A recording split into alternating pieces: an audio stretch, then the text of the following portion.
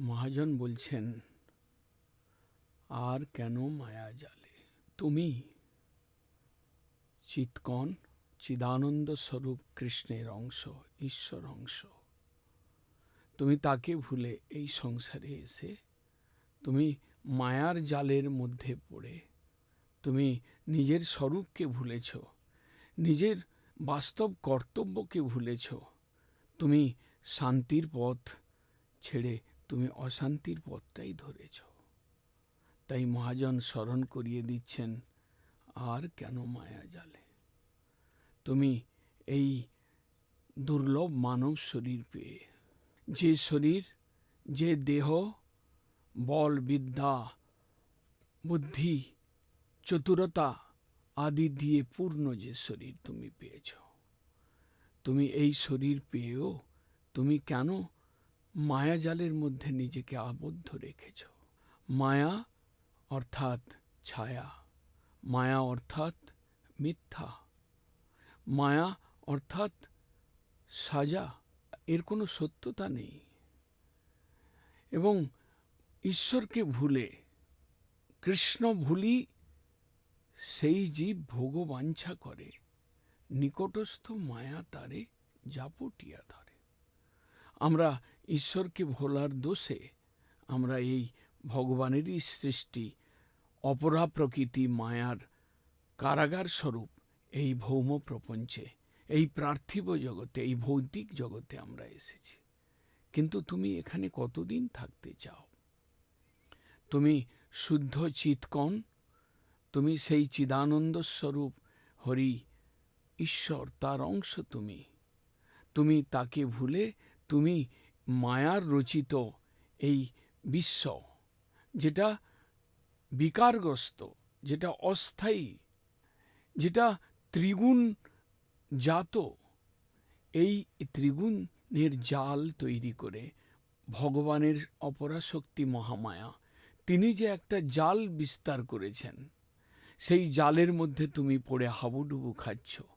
সুখ দুঃখ, জ্বালা যন্ত্রণা, আলো অন্ধকার, এই যে জয় পরাজয়, এই যে দ্বন্দ্বের মধ্যে পড়ে তুমি যে নিজেকে হারিয়ে ফেলছ, তুমি যে নিজেকে বিপদগ্রস্ত করছ, তুমি যে ত্রিতাপ জ্বালায় দগ্ধীভূত হচ্ছ, এর থেকে তুমি বেরিয়ে আসো।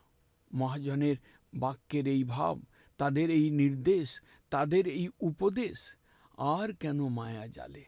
এই দুর্লভ মানব শরীর পেয়ে সেই চিদানন্দ ঘন তত্ত্বকৃষ্ণ, তার উপাসনা করো, তার চিন্তন করো, তাকে তুমি ভজনা করো।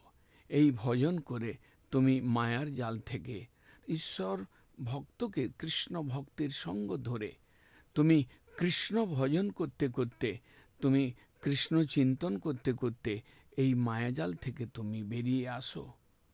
এখানে তুমি বিকৃত পশুবৎ হয়ে, তুমি মায়ার দাস হয়ে তুমি কেবল তোমার জীবনের অমূল্য সময়গুলোকে কেন নষ্ট করছ?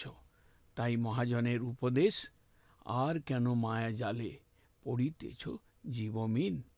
হে জীব, হে ঈশ্বর সন্তান, তুমি আনন্দের পুত্র, শৃণ্বন্তু বিশ্বে অমৃতস্য পুত্রা।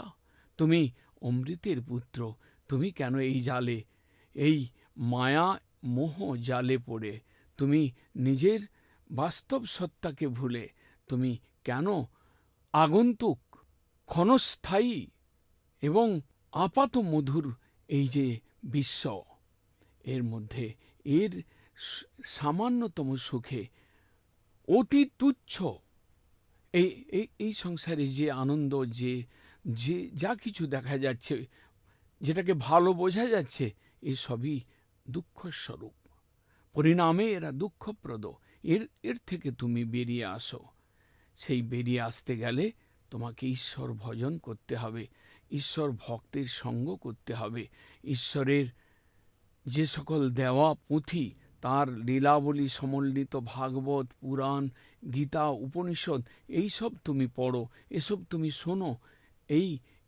এই পড়াশোনার মাধ্যমে প্রকৃত জ্ঞান লাভ করে তুমি ঈশ্বরকে জেনে তুমি এই দুঃখময় সংসার থেকে বেরিয়ে আসো, এটাই মহাজনের ইচ্ছে।